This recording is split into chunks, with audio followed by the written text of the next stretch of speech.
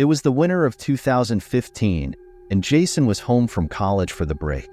Bored and single, he decided to give Tinder a try after hearing everyone talk about it. It was about 8 or 9 p.m. on a Thursday, prime time for the app, so he set up his profile. He spent a good 10 minutes picking out 4 photos he thought would get attention, added a simple bio about being 6 feet tall, playing hockey at Penn State, and loving to work out. Then, he started swiping right on almost everyone just to see who would match with him. But after going through all his swipes, Jason didn't get a single match. His confidence took a big hit. Just when he was about to delete the app, his phone vibrated. He got a match. And not just any match. This girl was stunning, with photos that made her look like she was having a great time at college, parties, and the beach. She was also 20 years old, just like Jason, and attended Syracuse University. Jason sent her a message, just a casual "hey," with a smiley face. To his surprise, she responded immediately with, "Hey cutie." He was thrilled. The conversation quickly turned flirty, and before long, she asked what he was doing that night. Jason told her he was watching Elf, and she responded that she was watching the same thing. Then she suggested he come over to her place to watch it together. After getting her number, Jason texted her, and she sent him her address. It was only 5 miles away. Excited, he told his mom he was heading out, got in his car, and drove to her house. The neighborhood was quiet, with spaced-out houses, and as he pulled up, he noticed 2 cars in the driveway. Something about that didn't feel right, so he texted her to ask if her parents were home. No answer. Instead, she texted back telling him to go around to the back door because the front door was loud. As Jason walked around the house, he passed a side window and noticed the blinds move. Someone was peeking out, but quickly let the blinds fall when he saw them. His gut told him something was off, but he kept walking toward the backyard. He thought he heard something, like a chair scraping against the concrete, but the backyard seemed empty. When Jason reached the sliding glass door at the back, he noticed the house was completely dark, no lights on anywhere. He texted her again, telling her he was at the back door. She replied almost immediately, "Come in." But Jason wasn't comfortable. Something felt really wrong. He decided to call her instead of texting, but when he dialed the number, it showed as a text now, app call. That meant she had been using a fake number all along. Then he heard a ringtone coming from just behind the sliding glass door. He looked closer and saw the glow of a phone screen. Someone was standing right behind the door, hiding.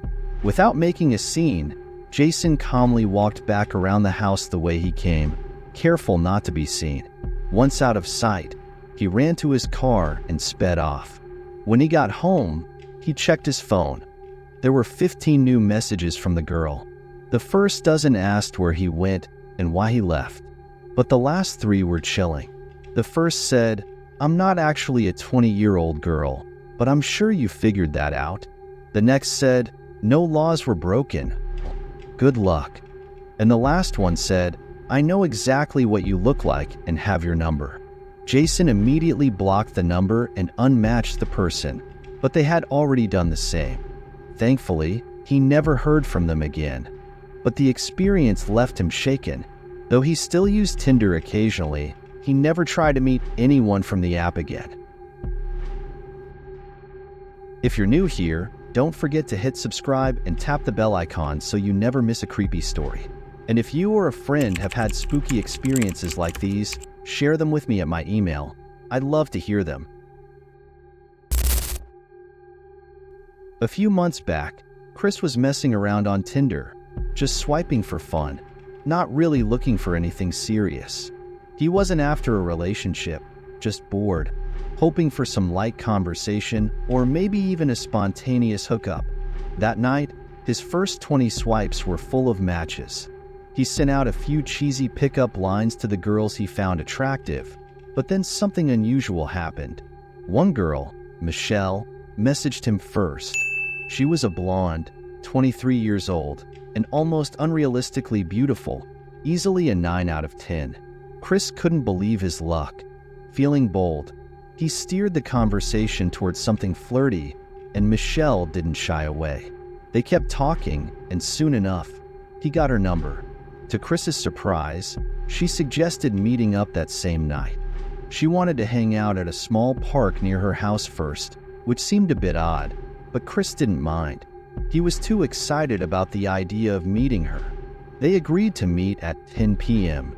As the time drew near, Chris sent her a confirmation text to make sure everything was still on, and she replied, saying she was ready. The park was only a 10-minute drive, so Chris arrived a bit early. Not wanting to seem too eager, he waited until exactly 10:02 before sending her another text, letting her know he was there. But this time, she didn't respond. Minutes passed, 10:05, 10:10, and still nothing. At first, Chris thought maybe she was driving and couldn't check her phone, but the longer he waited, the more he began to suspect she had flaked on him.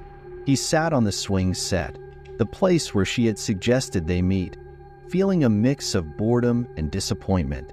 The park was quiet, surrounded by trees, with no one else around.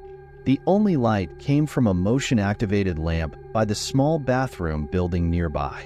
The woods stretched endlessly in one direction, and in the other, there was the neighborhood road, just beyond a few trees. As Chris swayed on the swing, the sound of the chains squeaking suddenly stopped. That's when he heard something coming from the bathroom building, like someone pressing the handle of the paper towel dispenser. At first, he shrugged it off. Maybe someone was in there, although it seemed odd at this hour. The thought crossed his mind. Why would someone be at this park in the middle of the night on a weekday? Then his phone buzzed. It was a text from Michelle. It said, "Hey, just got here. Come into the bathroom. I have a surprise for you." Chris felt his stomach drop. Something wasn't right. The playful butterflies in his stomach were quickly replaced by an uneasy, sick feeling. As he stared at his phone, trying to figure out how to respond, another text came through, "Get off the swing and come here." At that moment, Chris looked up toward the bathroom building and saw something that made his blood run cold. A person was peering out from the bathroom doorway, watching him. It was just for a second, but he saw half of their face before they moved out of sight. He couldn't tell if it was a man or a woman, but he knew this wasn't good. Trying to stay calm, Chris quietly stood up from the swing and began to walk away from the playground. Once he was far enough, he broke into a full sprint, running toward his car. His heart was racing, and the fear of someone chasing him gripped him as he ran. When he finally made it to his car and locked the doors, he allowed himself a moment to breathe. But then, as he glanced back at the park, his fear turned to sheer terror. A man emerged from the trees, running toward his car. Chris didn't waste a second. He turned the key, threw the car into drive, and sped off before the man could get anywhere close. When he finally got home, Chris sat in his car, shaken by what had just happened. He felt lucky to have gotten out of there unharmed. He deleted his Tinder account that night and never looked back. He didn't tell anyone except his older brother about what had happened. Now, with a girlfriend of 2 months, he's glad he doesn't have to think about using the app anymore.